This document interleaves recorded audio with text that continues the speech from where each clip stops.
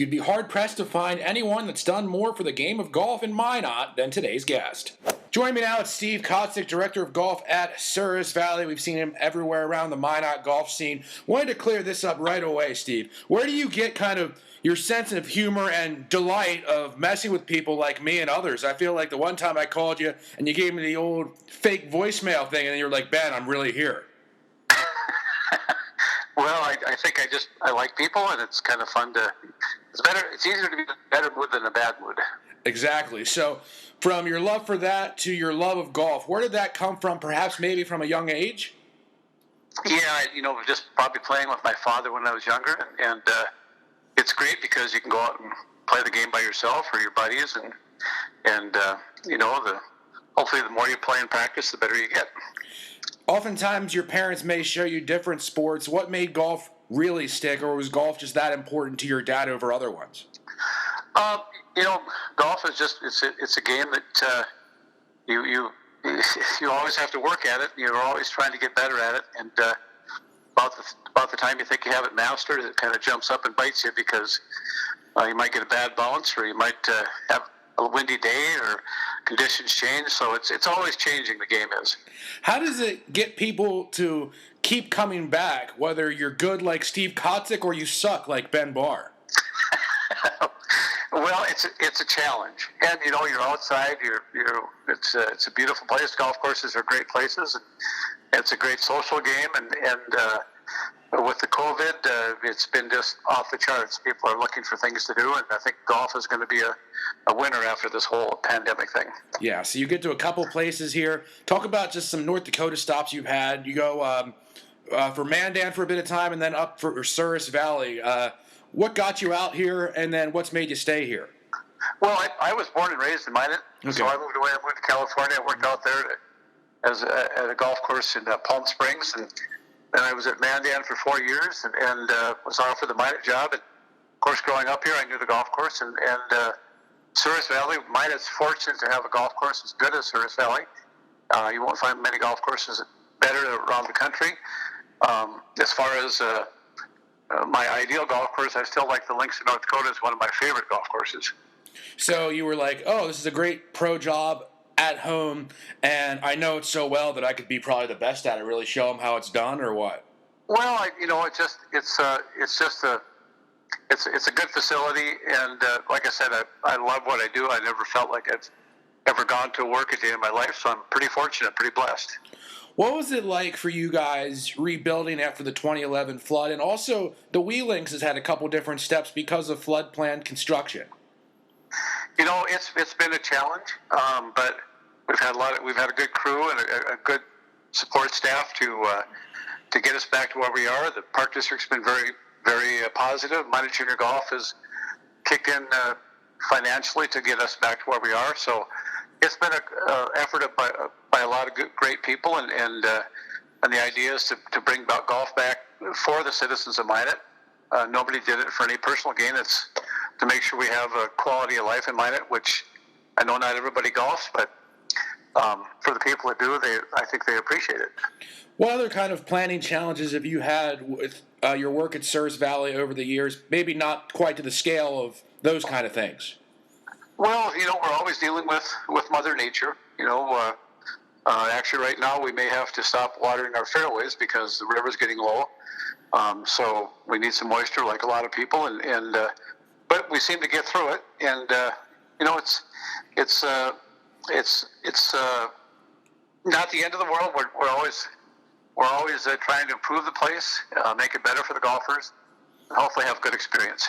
All right, so I already brought up the Wee Links, and you got the Rudy Zupitz Learning Center at Souris behind the driving range, little chip and putt course that maybe obviously might be even more of my speed. How lucky do you think junior golfers are to have these kind of spots around mine? Not only because, you helped with them, but you've been around a couple different places. I'm sure you've seen some junior golf facilities in your time. Well, Ben, I'm really hoping, I believe that when we get the Jack Open Wheel Leagues open next summer, it will be one of the best in the country. And we had people from all over the country play there before the flood, and they asked, gee, how do we get this done in the city of Minot? We're not a real big community. And it's because we have so many good people that are willing to chip in and take time and effort to have things good for the citizens of Minot. How does teaching young players kind of maybe keep the game fresh for you? Well, they don't have any aches or pains. they can just swing away and they have no fear, and they're it's just fun to teach kids. It's just the innocence, I think, of the kids, that they're ready to try, and they just want to have a good time and see how far they can hit the golf ball. They just want to play for the love of the game. They don't want to be out there with their buddies making the game any more interesting or any refreshments quite yet. So that's good. Right. What's a swing lesson that works for the kids that you teach and beginners all the way up to your experienced guys? Like a fundamental thing you got to remember to hit the ball well. Well, the game is changing, obviously, with the watching the U.S. Open last weekend. But I think the biggest thing is balance, and to try and keep your flexibility throughout your life, so you can always generate some club hit speed. What is your take on Bryson DeChambeau now that you brought up the U.S. Open? It's I'm still, the jury's still out for me. I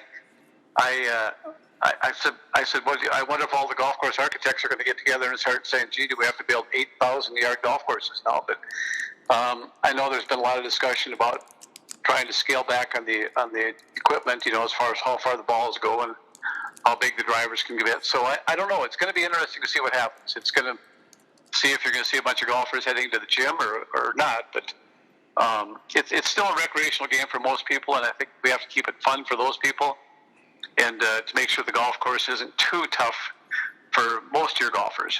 Wasn't there a lot of that talk around when Tiger was first coming up as well? I think there's been talk about it for a lot of years, about restricting the equipment, and I don't think anything has ever been done. But there's a little bit of action by the USGA, but it's gonna open up a lot of discussions with Bryson winning the U.S. Open on what's the future of the game as far as how far you can hit the golf ball. Speaking of Tiger and Bryson, who are some of the best golfers you've seen play at Service Valley? Well, we had a lot of the mini tour guys come through after the Pro-Am. Of course, Mike Morley plays here. He played the tour for a number of years, and he plays at Service. We've had a lot of good players go through here. Unfortunately, they moved to other communities, but we've had a lot of good players. Rudy Zupitz Jr. was good, really good. He's the head pro at Sanctuary in Colorado now. Jason Thompson, he played the mini tours for a while. Todd Lee's a very good player. We've had a lot of good players around the city.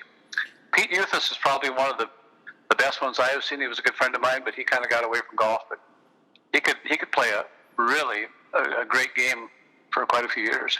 What's the best part of your game, in your opinion? Consistency. I'm not real flashy, but I'm consistent. Mm-hmm. I think I'd say the same for me. I'm like consistently bad. I would say you're flashy, Ben. Okay, there we go. I never thought of it that way. Thank you very much. When you had talk about just maybe did you see some prominent guys back when you were in California as well? Oh, sure. We when I worked out there, we saw a lot of good players. Of course, a lot of those are gone now, but Gabe Brewer and Johnny Miller and Ben Crenshaw, a lot of good players. Yeah, a lot of real good players. Yeah, Ben Crenshaw just having the privilege of having Damon Boyce be his caddy a couple of times. Lucky for him, right? Yeah, exactly. But, and that's why golf is so great. You can take it to the competitive level, or you can be the recreational player, and it's still just as much fun. How much do you think the game has changed since you first started playing it? Well, back when I played, you very seldom saw a golf cart on a golf course. Mm-hmm. Now it's almost looks a little strange if you see somebody walking, because most people ride. So times have changed that way, and that's fine. It's good income for the golf courses, but that's probably the biggest change. And then the music on the golf carts. People love music. So everybody's connected, and then the GPSs, the lasers and the watches, and to hone in on the yardage. If you're, I grew up in the day when you had to look at the distance and kind of figure it out in your head. Now you just look down at your watch and it says I'm 97 yards from the flag. That's really a big change. I don't cheat like that. It's not cheating. It's allowed by the rules. Okay, very good. how about just your point about seeing more golf carts? Do you think that caddy services were more prevalent back then? Because I mean, I don't see it at all here. Only a couple of places where I'm at back home kind of offer that. Is that kind of going away? I think I kind of missed because that's how a lot of kids started golfing, was by being caddies, and they made a few bucks. And yeah, so the days of the caddy they're pretty much gone. You have a few private clubs that have them. I got to play Bandon Dunes a couple years ago, and I took a caddy because that experience is just wonderful to have a caddy, and he can, after a couple holes, he can pull out the club he knows you should hit. And then we played in Florida a couple of years ago, and they had 4 caddies where they go out ahead and make sure your ball's in the right spot, and they know the yardages right down to the yard. And lots of times caddies are very good players. They're just trying to make some money until they maybe can break through on the tour, which is obviously very tough to do. But yeah, I think the golf, that's underrated for a caddy. I mean, golf ball finding services, that'd be fantastic. I don't know if we call them 4 caddies. Yeah. So I don't know if you saw this a month or so ago. There was a girl that teed off with a putter at Bandon Dunes and hit a hole-in-one. So I did not see that. No. Yeah, it was awesome. I think it was like a 98-yard hole from the Reds. It obviously could have been downhill. So really? What club did you use when you hit your hole-in-one at Bandon Dunes? I didn't hit a hole-in-one at Bandon Dunes. I just played a round of golf. All right. Plenty of time to make a memory. That's okay. Yes, exactly. How many hole-in-ones have you ever hit? I've only had one. Oh, what was that story? That was at the Minor Country Club years ago on hole 17.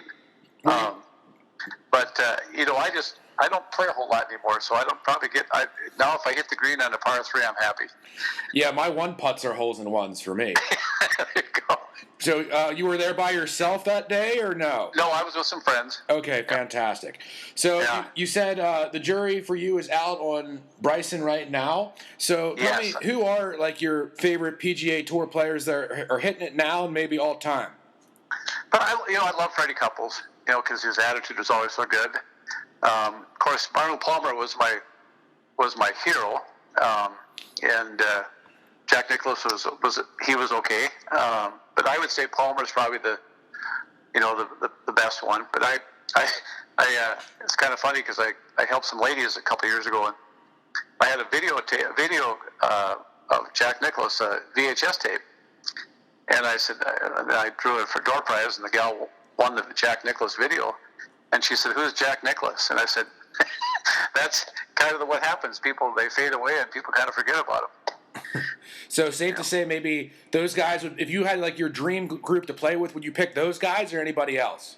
I would probably pick Arnold Palmer, Freddie Couples, and probably, oh boy, the third one, that'd be a tough one. It'd be a toss-up. Okay. Ben Barr. Oh my gosh, you lie so well. Great. And I'll get you out on this here, Cotter. At the same time, you mentioned Todd Lee already. I talked to Andy Schmitz for this show, and now I'm talking to you. And you weren't sure on your fourth anyway for the first foursome question. So if I keep it to those Minot Club pros, and you guys are all going out to play, and every single player's in their prime, how much are you beating them by? I would say Todd and I would be pretty close. Andy, don't know how he plays. So I have no idea. He came up from the capital city like you did. I think Andy would be way back. Way clean back. Well, they have like 5. I mean, you could go to the Minot Country Club. They have 5 different tees to choose from. So, I mean, you could give him plenty of yards if you wanted to help him out a little bit. Yeah, and I will mention, Ben, just real quickly, that's what I see is that golfers have to really have to pick the correct tee. Golf is a lot of fun if you go on the right tee box, but if you go way back to where the long ball hitters hit it, it's not much fun. Yeah, exactly, because I never make it to the Reds off the deep ones. So I got to know your limits. I really appreciate that. That's the number one rule for everybody, I guess. All right, Steve, I really appreciate the time visiting with you, and continue just having fun doing what you're doing. I know it's been a long time, and it means a lot to you. Thanks. Okay, thanks, Ben. You have a good day.